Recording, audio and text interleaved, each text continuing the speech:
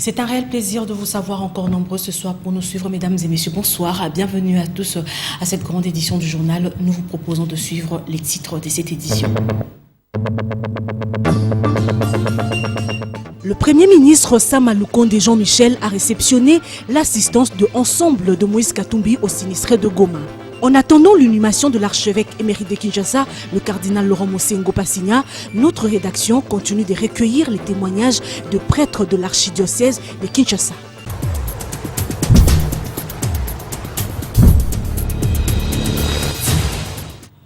Bonsoir à tous. Nous allons commencer avec le nouvel de la présidence de la République. Au terme de 3 jours des visites d'État en République démocratique du Congo, le président de la République du Burundi, Évariste Ndayishimiye, a regagné son pays ce mercredi 14 juillet 2021 en début d'après-midi. Cette visite a été marquée notamment par la rencontre au sommet avec son homologue congolais Félix Antoine Tshisekedi et la signature de 4 mémorandums d'entente entre le gouvernement de 2 pays. Après le tête-à-tête du Palais de la Nation, c'est mardi 12 juillet, les 2 chefs d'État s'y sont retrouvés à nouveau en fin de journée autour d'un dîner. Les 2 chefs d'État ont réitéré leur engagement de redynamiser les relations bilatérales entre la République démocratique du Congo et le Burundi.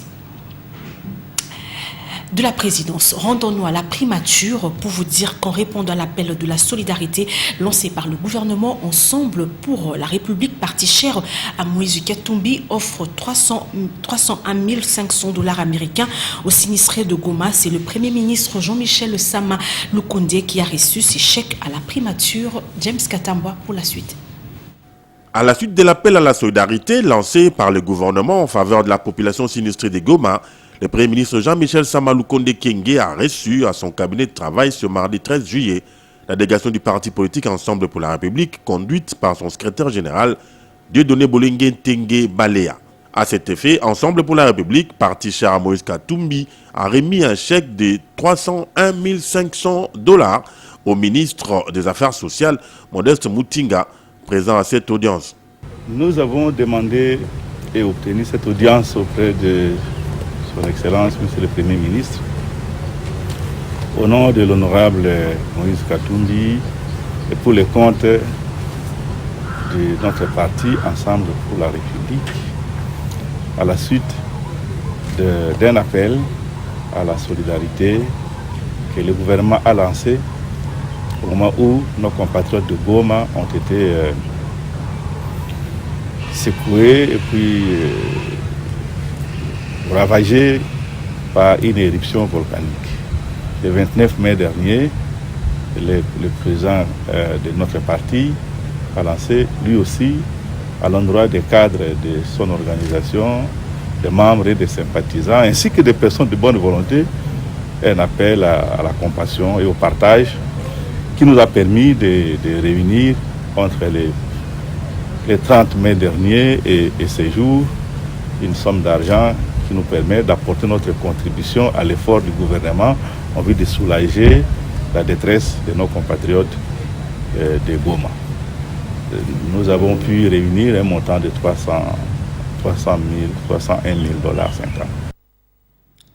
Par ailleurs, l'assignation en résidence surveillée est consacrée par la loi comme mode d'exécution de la détention préventive pour certains prévenus, dont les parlementaires placés sous mandat d'arrêt provisoire. Maître Willy Wenga, avocat, l'a dit à la suite de la situation que traverse le sénateur Augustin Matata Pogno. Lorsque les immunités d'un parlementaire sont levées et que le procureur général pour la Cour de cassation, la Cour constitutionnelle a les mains libres pour poursuivre le sénateur ou le parlementaire ou le député national, La loi a voulu que la procédure soit conduite de manière normale selon le droit commun. Et lorsque, après instruction, le procureur général, à travers le magistrat inspecteur, a estimé qu'il fallait placer les sénateurs sous mandat d'arrêt provisoire, de par la volonté du législateur, les parlementaires, c'est les députés nationaux et les sénateurs, lorsqu'on les place sous mandat d'arrêt provisoire, ces mandats ne s'exécutent pas en prison, mais on l'assigne en résidence surveillée. Et quelle sera la suite du dossier? Placé sous mandat d'arrêt provisoire, est-ce que Augustin Matata Ponyo pourrait finalement rejoindre la prison? L'instruction va continuer et il faut noter, Dominique, que l'instruction sera menée à charge et à décharge. Donc on ne peut pas considérer déjà les sénateurs comme étant condamnés, comme étant coupables. Il ne peut être amené en prison que lorsque le ministère public, fixant les dossiers devant la cour qu'il choisira compétente, cassation ou cour constitutionnelle au moment de la fixation, celle-ci, après jugement, venait à condamner les sénateurs. C'est-à-dire, le sénateur Matata restera en résidence surveillée jusqu'au jugement. Il a le droit légal de solliciter sa mise à liberté provisoire. Ce que je peux conseiller, il faut qu'on l'aide à ne pas faire beaucoup de bruit. Et nous allons prendre ces démentis du gouverneur sortant de la Banque centrale du Congo, Deogracias Mutombo Mwanyanyembo, qui dit exactement ceci: les fausses informations sur qu'il dans les réseaux sociaux faisant état de mon adhésion dans un parti politique et d'autres déclarations incendiaires. Je voudrais informer le public que je ne dispose pas de compte Twitter et je ne suis pas actif sur les autres réseaux sociaux, comme le laisserait croire de faux messages tweets qui sembleraient provenir d'un faux compte Twitter dont je serais le titulaire. En effet, des personnes mal intentionnées qui visent à salir ma personnalité ont créé et m'ont attribué un faux compte Twitter dont les contenus est de nature à jeter l'opprobre non seulement sur ma personne mais aussi sur les institutions et les hautes personnalités de notre pays. Les allégations négatives et répétitives émises par ces malveillants n'engagent aucunement ma modeste et humble personne. Bien plus, ces allégations sont les témoignages d'un acharnement planifié contre ma personne. Je dénonce cette énième tentative orchestrée par ces malveillantes personnes dont le seul objectif est de salir ma personnalité et conformément aux lois de la République et aux droits des citoyens qui sont garantis à tout Congolais. Je me réserve le droit de saisir les instances judiciaires pour que ces faussaires soient poursuivis par la justice congolaise. Deogracias Mutombo Mwanyanyembo signe ces communiqués. Nous l'avions annoncé au sommaire de ce journal en attendant l'inhumation du cardinal Laurent Mosengo Passigna, archevêque émérite de Kinshasa. Notre rédaction continue de recueillir pour vous les réactions et témoignages. Aujourd'hui, Popol Ziakwaou a recueilli les réactions du père Alain Charles Pouloulou. Il est supérieur provincial de Saint-Vincent de Paul. Suivez-le. C'est vrai que cette nouvelle nous a profondément attristés. C'est un homme des valeurs que nous avons connues et qui vient de nous quitter. Je peux affirmer qu'avec cette disparition, l'Église du Congo a perdu un homme de très grande valeur. Et voilà que cette bibliothèque aujourd'hui nous quitte. Le Congo perd une bibliothèque. Le Congo perd un baobab. Comme pasteur, qu'est-ce qu'il n'a pas cherché pour le Congo? Souvenez-vous tout simplement à cette première messe solennelle qu'il a célébrée comme archevêque de Kinshasa.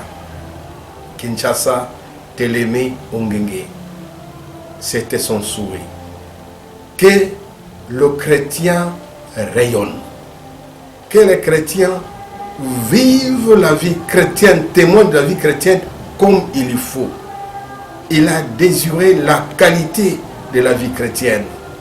Il a mobilisé le masse pourvu qu'ils comprennent qui ils sont. Chrétien, si tu savais ta valeur, si tu savais ta dignité. Malheureusement, aujourd'hui, ces grands pasteurs nous quittent. Autour de la nation, mais quel sacrifice n'a-t-il pas engagé? quel courage n'a-t-il pas réuni pour défendre la voix des pauvres, de ceux qui ne pouvaient pas parler. Et cette belle phrase qui a fait beaucoup parler d'elle, que les médiocres dégagent. Mais il faut avoir un courage prophétique pour le dire. Tout ce qu'il voulait en disant ça, ce n'était pas son bien propre, mais c'était le bien-être du peuple congolais. Aujourd'hui, celui qui a désiré le bien-être du peuple congolais nous a quittés. Que le Seigneur que vous avez servi ici sur terre vous accorde la place et la prédilection qu'il avait lui-même déjà réservée pour vous. Et nous allons maintenant prendre le témoignage d'un prêtre de l'archidiocèse de Kinshasa. Il s'agit de l'abbé professeur Léonard Sontedi. Il est recteur à l'Université catholique du Congo. Il nous parle ici de la vie ecclésiastique de l'archevêque émérite de Kinshasa, le cardinal Laurent Mosengo Passegna. Suivez-le au micro de Popol Ziakwa. C'est avec beaucoup de peine, avec consternation que j'ai reçu cette triste nouvelle. Et oui, on espérait que, étant évacué en Europe pour des soins appropriés, il allait nous revenir plein de santé pour être toujours avec nous comme une référence. Hélas, le Seigneur en a décidé autrement. Il a appelé à lui. Le cardinal Laurent Mosengo a fermé ses yeux à la lumière de ce monde pour les ouvrir à la lumière de l'éternité. On connaît le cardinal Mosengo comme un grand pasteur, un pasteur infatigable. Et il a été secrétaire général de la Senko, évêque auxiliaire, archevêque à Kisangani. On l'a connu comme président de la conférence épiscopale du Zaïre, la CEZ, à l'époque, de 84 à 92, et était né, c'était la première fois qu'un évêque auxiliaire soit président de la conférence épiscopale.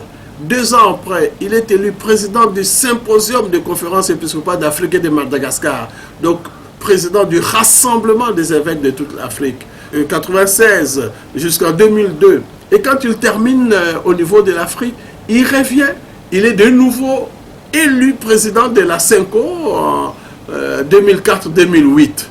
Voilà ce grand pasteur. Et le pape Benoît XVI l'appellera pour prêcher la retraite du Saint-Père avec ses collaborateurs. Il le créera cardinal.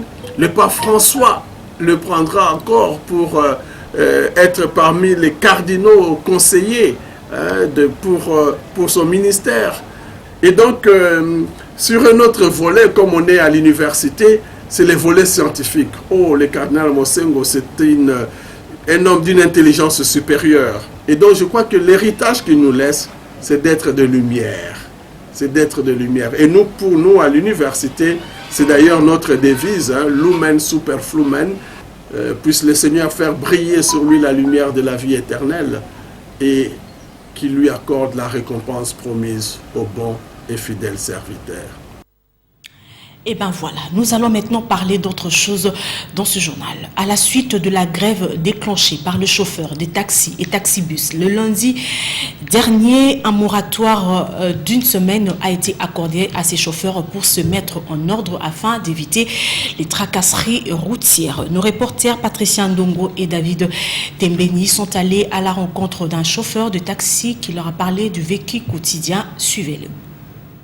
2 jours après le moratoire décidé par les autorités pour faire face à la grève de chauffeurs suite aux tracasseries dont ils font l'objet, un conducteur de taxi est revenu sur les raisons principales de leur débrayage qui a paralysé la capitale le lundi dernier.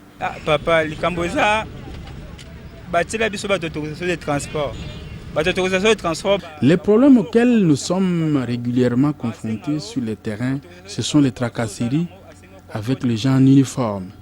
Et c'est là même quand vous avez tous les documents. Et quand ils vous arrêtent comme ça, ils nous inventent des infractions et nous font payer des amendes de plus ou moins 80 000 francs congolais ou plus. Malgré le moratoire instauré, Le conducteur exige des autorités des mesures adéquates et pérennes pour mettre fin aux tracasseries routières par les agents de l'ordre. Sur ce, nous demandons aux autorités, cependant, de trouver une solution rapide pour que nous puissions faire notre travail en toute sécurité. Vivement attendu, les États généraux au ministère des Transports sur la gestion de la circulation à travers l'étendue nationale. Passons à présent dans la rubrique Actualité vue par les autres. Esther Badibiabia et Pati Mbouzi ont tendu leur micro à Patrick Ngou. Il est rédacteur en chef à PIC Télévision. Selon lui, l'actualité est dominée par l'assignation en résidence surveillée du sénateur Augustin Matata Ponyo, ancien Premier ministre. L'actualité qui fait la une, c'est celle liée au sénateur Matata Ponyo. Vous avez suivi hier dans la soirée, on disait qu'il a été placé son mandat d'arrêt provisoire, appelé MAP communément, mais les informations précises nous sont parvenues. Il est en résidence surveillée, il est contrôlé par une unité de la police. En dehors de ça, toujours par rapport à lui, on doit se rappeler que ses avocats avaient saisi le Conseil d'État pour obtenir annulation de la décision du Sénat qui avait porté sur la levée de ses immunités. Le Conseil d'État s'est déclaré incompétent par rapport à cela. Donc ces avocats n'ont pas eu gain de cause. Donc on peut dire que c'est déjà un échec des deux côtés, notamment côté Cour constitutionnelle et côté Conseil d'État. Par rapport à d'autres sujets d'actualité, au Nord Kivu notamment, à Beni, il y a eu 3 civils qui ont été tués après une attaque. Après une attaque s'est déclarée là, c'est le porte-parole de l'armée dans le Nord Kivu qui l'a affirmé. Il dit déjà que la circulation et d'autres activités liées notamment à l'économie ont repris. Et les habitants qui avaient fui après cette attaque des Maï-Maï ont commencé à regagner leur domicile. Autre actualité, c'est à l'Assemblée nationale où le président de cette institution a blanchi le chef de l'État concernant la loi sur la congolité. Pour lui, le chef de l'État n'y est pour rien. Nous allons maintenant ouvrir la page sportive de ce journal. Nous allons commencer avec le squash. Papi Katassi et Passim Bouzi nous font savoir qu'une forte délégation de plus de 15 personnes a quitté Kinshasa hier mardi dans la matinée pour Durban en Afrique du Sud. Sur place, la délégation va prendre part du 15 au 26 juillet 2021 au Westville Country Open, un tournoi de squash. La suite en images. Après 3 mois de dur labeur à Kinshasa, il est temps pour les athlètes de la team RDC Squash de prendre la direction de Durban en Afrique du Sud. Au total, 10 athlètes et 5 membres staff dirigeants sous la direction du président Simoyoka prendront part au Westville Country Open déjà dès ce 15 juillet. On va aller mouiller les maillots au Durban. Ça sera un grand tournoi. C'est ça que vous voyez, tous les athlètes, on va partir avec tous les athlètes et tous les comités, les 3e vice-présidents, tout le monde avec les chargés de communication. Donc, sincèrement, on va remercier d'abord le ministre. Parce que le ministre Serge Kondé, il a cassé la tête pour la fédération de squash. On vous remercie beaucoup. Dans la ville de Durban, les Congolais tenteront de rafler davantage de médailles pour honorer la nation. Dans toute compétition, on ne va pas pour participer, mais on va pour faire de bons résultats. Nous allons pour faire de bons résultats et faire plaisir aux amoureux de squash. Sur le plan technique, la team de 143 Moulungue Squash est à niveau de faire face à ses adversaires. Dans une compétition, la première des choses, c'est la formation, c'est l'encadrement. J'en suis sûr que l'équipe que j'ai formée, j'ai encadrée, ils sont sûrs, ils sont prêts à affronter. Et alors, on va s'attendre à quelque chose. C'est quoi la solution? C'est la victoire. La participation des squashers de la RDC au tournoi de Durban a été rendue possible grâce à l'implication du gouvernement via le ministère des Sports et Loisirs. D'une discipline à une autre après la 25e édition de championnats nationaux de karaté qui était organisée à Bukavu, chef de la province du Sud Kivu, le comité fédéral a présenté son bilan annuel aux sociétaires en présence de Deila Mbouchi Mathurin. La Fédération de karaté-do du Congo a tenu son assemblée générale ordinaire ce lundi à Bukavu. Tous les points inscrits à l'ordre du jour ont été adoptés à l'unanimité par les membres de l'Assemblée. Le comité Freddy Lankombo est fin mandat, donc devra organiser la 26e édition des championnats nationaux des comités à Kinshasa, siège de la fédération. Le secrétaire général Alain Pamphile Mbaka donne les détails sur le déroulement de ces assises. L'Assemblée a été éclairée et édifiée, notamment sur le dossier $1 pour mon siège, où c'était vraiment une très bonne explication du président de la fédération. Tout a été bien dit, tout a été bien éclairé et l'Assemblée a été édifiée. C'est cette note de gaieté que nous avons clôturé cette Assemblée avec l'adoption à l'unanimité du rapport d'activité 2021. Dans sa politique interne, va vous tenir informé dans les jours qui viennent sur l'organisation éventuelle de ces assemblées. Parce que avant de passer à l'Assemblée générale élective, il y a toujours une Assemblée générale ordinaire et nous verrons dans quelle mesure on fera. Je ne vais pas anticiper sur les choses, mais déjà on en a parlé au niveau du bureau exécutif, mais la décision n'est pas encore terminée. Le président de la fédération de karaté-do, Freddy Lankombo, a primé toutes les personnes qui ont participé à la réussite de la 25e édition des championnats nationaux de karaté-do de Bukavu. Place maintenant à l'actualité africaine et internationale dans ces condensés de la Voix de l'Amérique.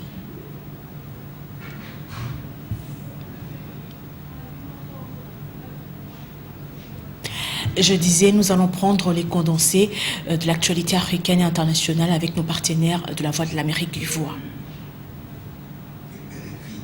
Nous allons passer à la revue de presse. C'est dans une sélection et un commentaire de Polydor Patrick Ngaziami.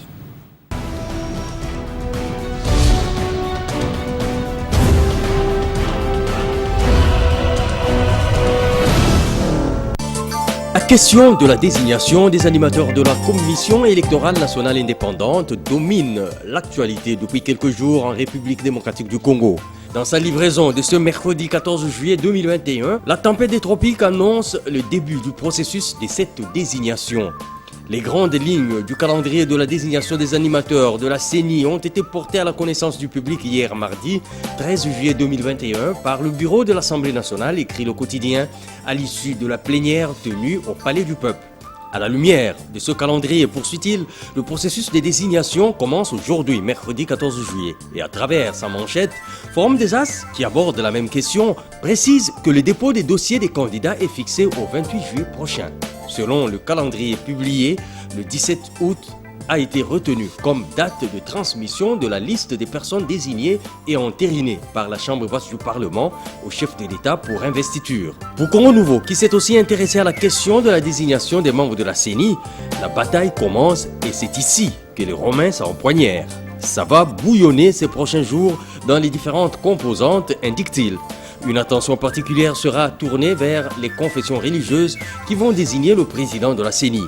La machine électorale est sur le point de se mettre en mouvement, constate EcoNews. EcoNews qui voit cependant un épais brouillard autour du long chemin qui mène à 2023, année électorale. En effet, rapporte-t-il, en 2 ans, le gouvernement promet en même temps d'initier l'identification et le recensement de la population, laissant planer le doute sur les scrutins de 2023. Entre deux feux, c'est-à-dire le glissement et les tensions, souligne le tri-hebdomadaire, le chef de l'État, Félix Tshisekedi, devra faire le bon choix pour éviter au pays des conséquences imprévisibles. Tshisekedi qui, selon ses propres termes repris par l'agence congolaise de presse ACP, a eu un entretien fraternel avec le président burundais Évariste Ndayishimiye, un entretien qu'il qualifie de solidaire, de cordial et de rapprochement des deux peuples.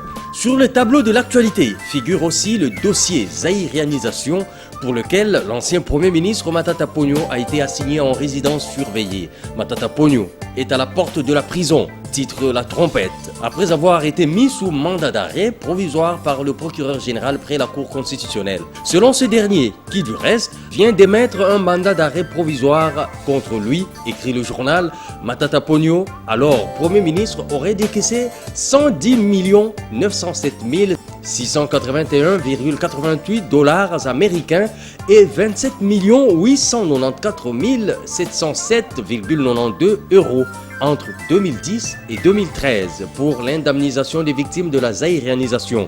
Pour la prospérité, son salut est dans l'inévitable procès car le Conseil d'État s'est déclaré incompétent par rapport à l'examen de la décision du bureau du Sénat telle qu'elle a été attaquée par le sénateur Matata Ponyo.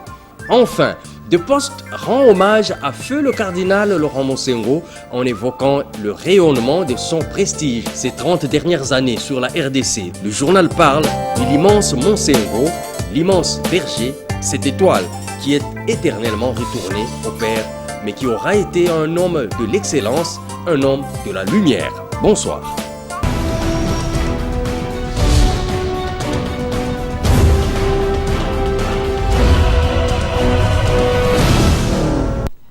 Merci Polydor pour la revue de presse. Ce journal est terminé. Nous allons prendre le rappel des titres. Le Premier ministre Sama Lukonde Jean-Michel a réceptionné l'assistance de Ensemble de Moïse Katumbi au sinistré de Goma. En attendant l'inhumation de l'archevêque émérite de Kinshasa, le cardinal Laurent Monsengo Passigna, notre rédaction continue de recueillir les témoignages de prêtres de l'archidiocèse de Kinshasa.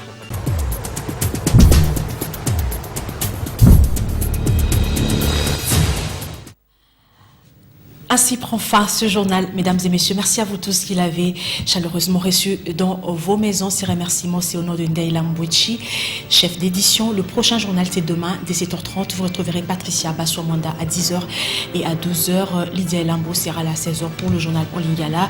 Et Patricia Bassoua vous présentera encore la grande édition des 19h. Moi, je retrouve les vendredis, ça sera le matin dès 7h30. Portez-vous bien et très bonne suite de programme sur nos antennes. Au revoir.